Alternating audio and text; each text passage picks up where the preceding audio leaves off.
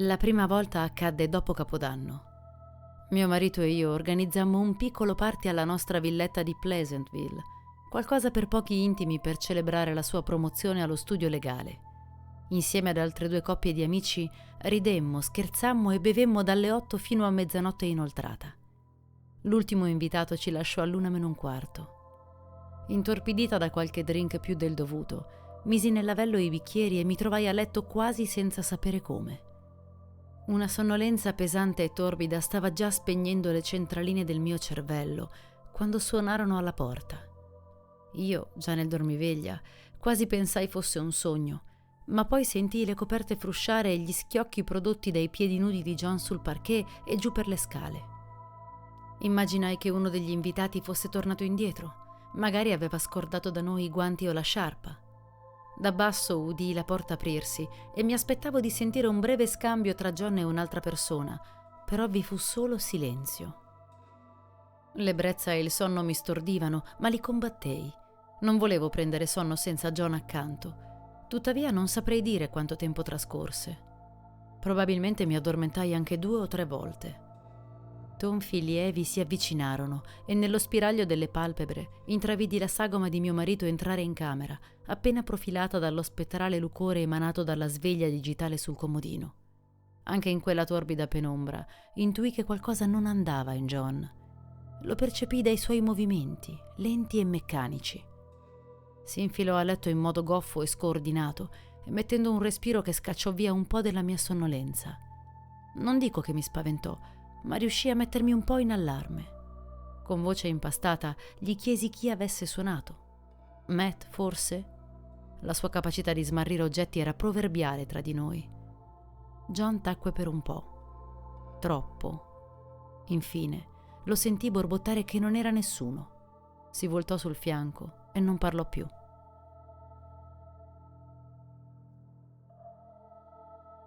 A colazione tirai di nuovo fuori l'argomento, alzando la voce per farmi udire al di sopra del trambusto dello spremiagrumi.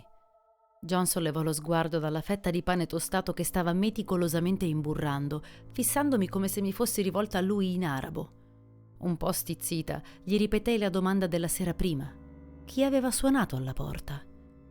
John assunse l'espressione di chi non ha la minima idea di cosa rispondere, aggrottando le sopracciglia come nel faticoso tentativo di ricordare un avvenimento nebuloso accaduto anni prima, ormai sepolto sotto strati di memorie sedimentate.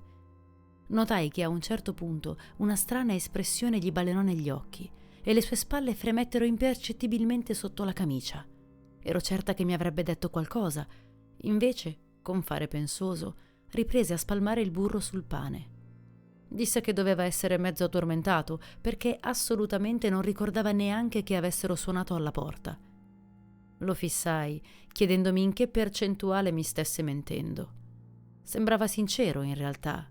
E poi John è una di quelle persone che, quando hanno sonno, agiscono in maniera automatica, senza usare la mente. Era quindi possibile che avesse resettato tutto, eppure il suo bizzarro modo di muoversi della notte prima, lo strano sospiro lento, quasi asmatico che mi aveva impensierita, unito al turbamento che gli avevo visto negli occhi proprio adesso, mi preoccupavano. E come mai appariva così pallido quel mattino, così poco riposato? Forse era colpa della festa, anche se non potevo affermare che ci fossimo scatenati o che fossimo andati a dormire davvero tardi. Fatta colazione, ci dividemmo per recarci sui rispettivi posti di lavoro, ritrovandoci solo nel tardo pomeriggio. Mi parve, ma forse fu solo una mia impressione, che John avesse ripreso colore, ma che conservasse una fiacchezza di fondo. 2 o 3 volte fui sul punto di riprendere il discorso di quel mattino, ma alla fine lasciai perdere.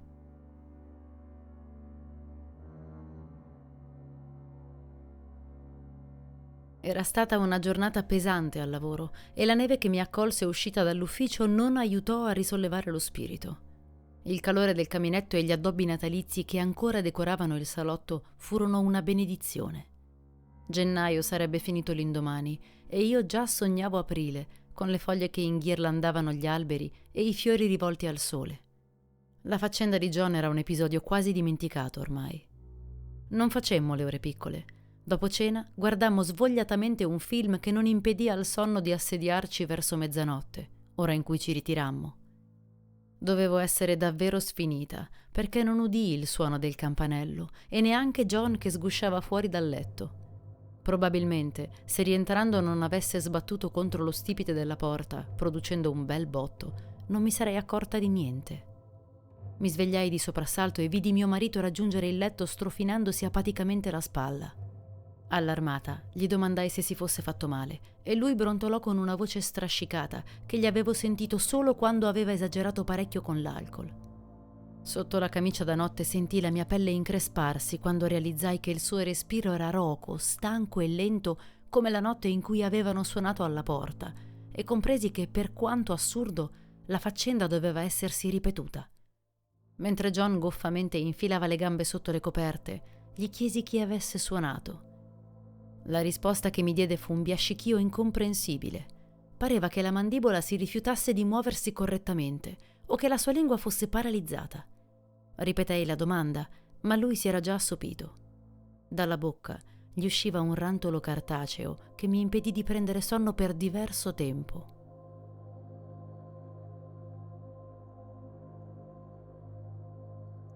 John rispose che nessuno aveva suonato alla porta la notte prima.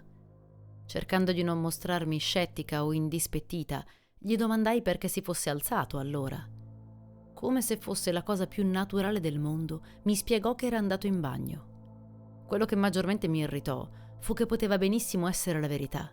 Dopotutto non avevo udito alcun campanello. Eppure sentivo che non poteva trattarsi di niente di tanto banale.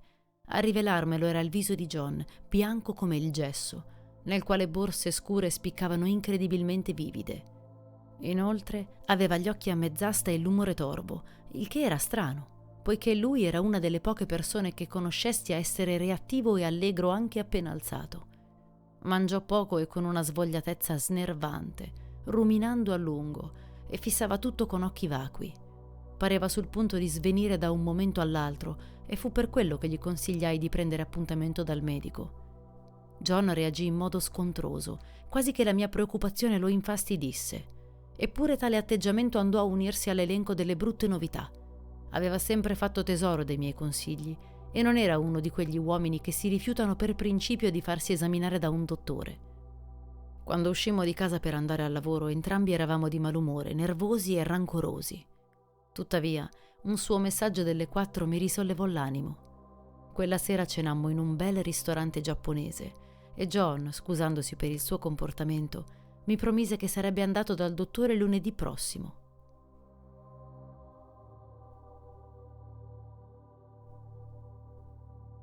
La mia ansia in gran parte sfumò quando il dottor Masterton dichiarò che John era sano. Il senso di affaticamento, cattivo umore e pigrizia non sembrava imputabile a niente di organico, ma solo a un periodo di stress. Gli prescrisse un ricostituente vitaminico e pareva che quella soluzione funzionasse. Intanto, un piovoso e gelido febbraio prese il posto di gennaio. La nostra quotidianità ritornò quella di sempre. 2 giorni dopo San Valentino, l'incubo si ripresentò. Emersi dal sonno guidata dal suono del campanello e mi trovai avvolta dalle tenebre verdognole della camera da letto. Stordita, udii ancora il campanello trillare dall'ingresso, un attimo prima che John mi sfilasse davanti, inglobato dal buio del corridoio. Gettai uno sguardo confuso al display della sveglia. Le 2 precise. Un palpitio d'ansia mi sfarfallò sotto al seno. Chi poteva essere a quell'ora? Tesi le orecchie, sperando di non sentire udire nessuno affermare di essere un poliziotto o roba del genere. Silenzio. O forse no. Una voce molto leggera, mi parve. Non John di sicuro. Il suo vocione baritonale l'avrei riconosciuto. 2 minuti. 5. Perché John non diceva niente? Sentii il panico affiorare lentamente in superficie. Quella situazione non aveva alcuna logica. Chi diavolo veniva a farci visita nel cuore della notte? Gettai le gambe fuori dal letto e nel farlo battei lo stinco contro il mobiletto. Il dolore mi fece imprecare, ma non mi impedì di alzarmi e zoppicare verso la porta. Mi arrestai quando uno slancio di pudore mi fece notare che ero in camicia da notte e che al piano di sotto c'era probabilmente un estraneo. Quindi, saltellando sul piede sano, attraversai la stanza semibuia e raccolsi la vestaglia, che mi infilai mentre uscivo nel corridoio. Ero appena arrivata alle scale quando udii la porta d'ingresso chiudersi e la luce del lampione davanti a casa spegnersi. John stava tornando indietro, camminando come un sonnambulo, le braccia ciondolanti lungo i fianchi, le ginocchia un po' piegate e la testa che pareva faticare a star diritta sul collo.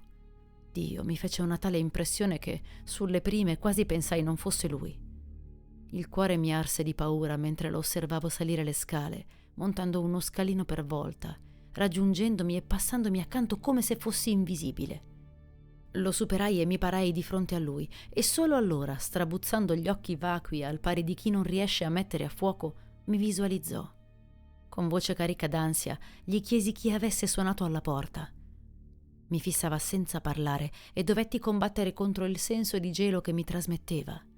Era come guardare gli occhi di vetro di un animale imbalsamato. Non avevano personalità, erano vuoti di luce. Ripetei la domanda lentamente, quasi mi stessi rivolgendo a un bambino ottuso. Scosse il capo, confuso, bofonchiò qualcosa di incoerente tipo «hanno sbagliato numero» e mi sfilò accanto, dirigendosi barcollando verso la camera da letto. Avvolta in un bozzolo di tensione, scesi da basso e raggiunsi l'ingresso. I rombi di vetro colorato della porta avvampavano attraversati dalla luce esterna dei lampioni stradali. Seppur certa che dall'altra parte non ci fosse nessuno, ne avrei visto la sagoma scura stagliata sul vetro, mi accorsi che mi tremava la mano mentre l'allungavo verso la maniglia. Dovetti farmi forza prima di abbassarla, tirando la porta verso di me. Il vialetto era incrostato di neve ghiacciata e sporca. Attraverso la nuvoletta del mio fiato, che si condensava nell'aria gelida, vidi la casa di fronte, le auto parcheggiate e glassate di brina, la nebbia che offuscava i due capi della via, creando effimeri aloni attorno ai lampioni. Ma non c'era anima viva. L'unico suono era il lontano brusio del traffico notturno, che filtrava dalle arterie oltre i sobborghi. Indietreggiai con un brivido, chiudendo la porta e risalendo in camera, dalla quale proveniva il respiro inquietante e asmatico di John.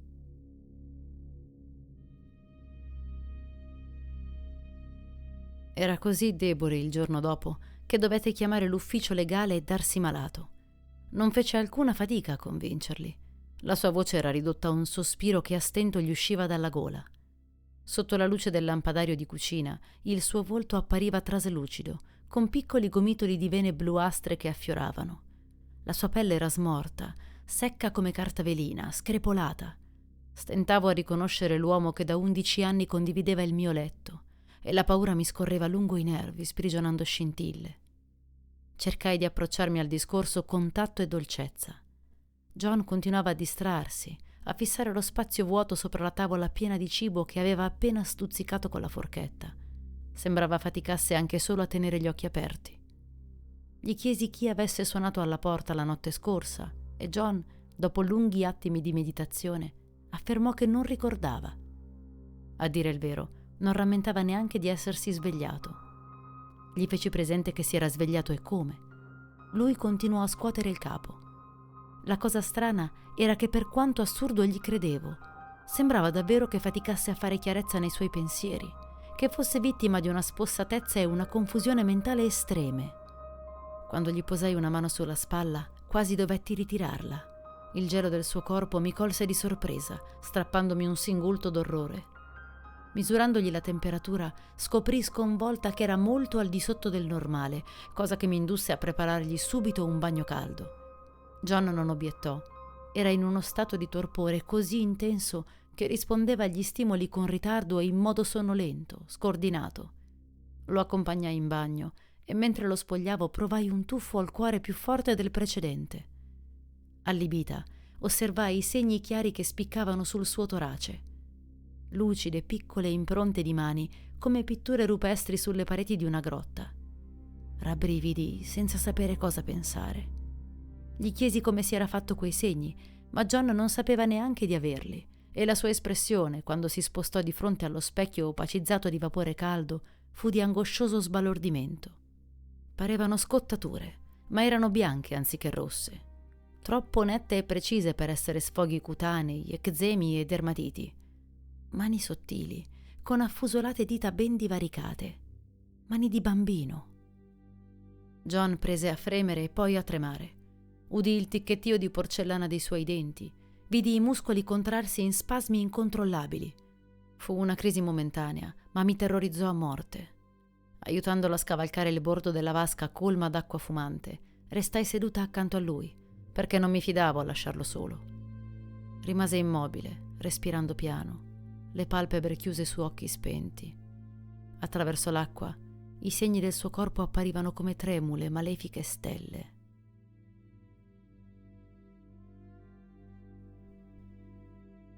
Una volta che lo ebbi messo a letto, chiamai a mia volta l'ufficio e presi il giorno libero. Dopodiché mi vestii e uscii di casa, attraversando la strada con l'agitazione nel passo, diretta verso la villetta di fronte. Pleasant Drive era un quartiere residenziale tranquillo, dove non succedeva mai niente. Avevamo il nostro sistema di allarme, certo, ma non avevamo telecamere di sorveglianza.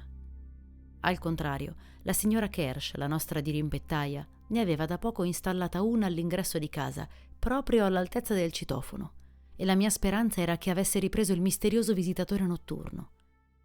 La signora Kersh mi accolse come se fossi una parente, e prima che me ne rendessi conto avevo già una tazza di tè alla vaniglia in mano. La misi a parte della situazione, anche se preferii tacerle dello stato di John. Le dissi che da qualche tempo un buon tempone ci molestava nel cuore della notte, suonando il campanello per svegliarci. Siccome le nostre abitazioni erano perfettamente allineate, c'era una speranza che il disturbatore fosse stato catturato sul nastro digitale. La mia vicina prese subito il computer portatile collegato con un sistema Wi-Fi alla videocamera e io ebbi un tuffo al cuore nello scoprire che avevo avuto l'idea giusta. L'entrata di casa nostra si vedeva perfettamente. Le dita della signora Kersh frullarono sulla tastiera, facendo scorrere a ritroso le immagini catturate dall'obiettivo. La notte prima, quando il campanello mi aveva destata, avevo avuto l'accortezza di lanciare uno sguardo alla sveglia, quindi sapevo con assoluta esattezza quando lo sgradito visitatore era giunto alla nostra porta. Fissavo lo schermo con occhi pulsanti di agitazione e con il corpo teso dal nervosismo. Finalmente avrei potuto vedere chi avesse ridotto mio marito in quello stato pietoso. Secondo l'orologio del monitor, quelle immagini erano state registrate pochi minuti prima delle 2 del mattino. Attesi carica di trepidazione. La strada era perfettamente sgombra. Le 2 arrivarono. Davanti alla porta non c'era nessuno. Mentre chiedevo alla signora Kersh se quella fosse davvero la registrazione della notte prima, l'uscio dell'abitazione si spalancò e vidi la sgranata sagoma di John comparire nel rettangolo di buio sotto la veranda. Era solo, in piedi, fermo come un soldato. Fissavo quelle immagini senza capire. Non c'era nessuno oltre mio marito. Chi aveva suonato allora? E perché John se ne rimaneva lì esposto al freddo? Scoprii che mi tremavano le mani. Non avevo mai sperimentato una sensazione tanto travolgente e terrificante in vita mia.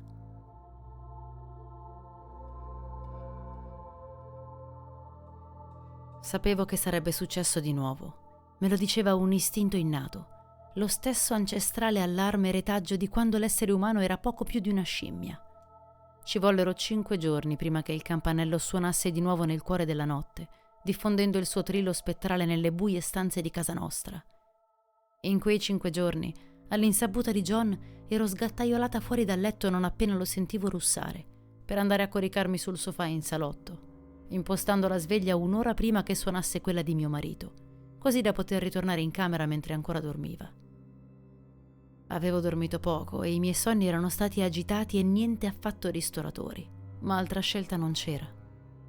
Quando il trillo fluttuò attraverso l'atrio, passai dal sonno alla veglia in un istante, scattando in piedi al pari di un pupazzo a molla che non vede l'ora di saltar fuori dalla scatola, e mi diressi nel breve corridoio d'ingresso. Al piano superiore udii i passi di John attraversare la camera e gli scatti metallici della maniglia. Ma la porta non si sarebbe aperta. Come ogni notte l'avevo chiusa a chiave prima di lasciare la stanza matrimoniale. Mentre John tentava vanamente di aprire la porta, lo sbirciai nell'ingresso. Una sagoma scura veniva proiettata sui vetri smerigliati dalla luce del lampione. Era bassa, minuta, la forma di un bambino. Senza più saliva in bocca, osservai l'ombra di un braccio alzarsi e un attimo dopo il campanello suonò ancora, facendomi trasecolare. Da sopra John batteva i pugni contro la porta e armeggiava affannosamente con la maniglia, avvinto da chissà quale momentanea follia. Mi diressi verso l'uscio di casa, lentamente, vincendo un terrore che non posso descrivere e che saturava ogni mia cellula. Dall'altra parte, una voce infantile e assessuata chiamò. John? Aprimi, John, sono io. Fu difficile per me trovare il coraggio di parlare e quando finalmente ci riuscii, la bocca asciutta quasi fece fallire il tentativo. Non sono John, dissi alla cosa dall'altra parte della porta. E non ti apro. Silenzio. John può uscire a giocare? Mi venne domandato. Mi stava per scoppiare il cuore. Quella voce era così strana, così falsamente innocente. Trasudava inganno da ogni sillaba. Non era umana. No, non uscirà né stanotte né mai. Non tornare più. Di nuovo il silenzio si allargò tra di noi. Poi quell'essere fanciullesco flautò. Signora, aprimi. Gioca con me, signora. Fu come se, per pochi attimi, mi si fosse spento il cervello e allontanai la mano un istante prima di sfiorare la maniglia. Mi ritrassi con un grido in preda al panico. Gli avevo quasi aperto la porta. Signora! Cantilenò l'essere e le sue parole mi sgocciolavano nella testa, confondendomi. Aprimi la porta, signora. Andiamo insieme da John. Lui vuole giocare con me. Sentivo che se me l'avesse chiesto ancora avrei ceduto. Urlai. No! Non ti apro! Non sei il benvenuto! Vattene e non farti rivedere! Dalla stanza da letto John batteva pugni e dava spallate contro la porta. Sembrava impazzito. Oltre i rombi variopinti dell'uscio mi parve di scorgere la sagoma nera trasalire. Con il cuore che mi vibrava nella gola, corsi via dall'ingresso, entrando nel salotto e spostandomi verso il bovindo. Quando scostai le tendine, lo vidi fermo, in cima ai 3 scalini di pietra della veranda. Somigliava a un bambino, ma non lo era. Dentro di me ogni campanello di allarme strillava come se mi trovassi davanti una belva feroce. Lo temevo istintivamente, al pari del buio e dei ragni. La sua pelle appariva scolpita nell'alabastro, tanto era liscia e bianca. Le sue labbra erano livide, senza espressione, mentre gli occhi erano finestre su un buco nero, vuoti abissi senza luce né vita, cristalli di tenebra opaca perfidamente scaltri. Si volse di scatto e mi vide. Balzai all'indietro all'istante con un singhiozzo d'orrore, le mani premute sulle orecchie, temendo che parlasse ancora, che mi ipnotizzasse con la sua voce, ma invece non disse niente. Non saprei dopo quanto mi azzardai a tornare alla finestra, pronta a ritirarmi se l'avessi visto ancora davanti alla porta, ma non c'era più. La casa era nuovamente immersa nel silenzio e quando risalii le scale vidi che John era sdraiato sotto le coperte. Dormiva come se nulla fosse accaduto. L'indomani mio marito era stanco, ma il pallore del suo viso non era più tanto impressionante e cadaverico. Mi rivolse anche un saluto cordiale. Non disse niente riguardo gli avvenimenti di quella notte e io non tentai di risvegliare alcun ricordo. Andava bene così. Ancora oggi non so davvero cosa ci accadde e non so trovare alcuna spiegazione razionale. Rimasi sul chi vive per 2 settimane, trasalendo ogni volta che il campanello squillava, anche in pieno giorno. Ma non accadde nient'altro di spiacevole a John e me. Chiunque fosse, qualunque cosa fosse, quel tetro bambino dagli occhi neri non ricomparve più di fronte alla nostra soglia.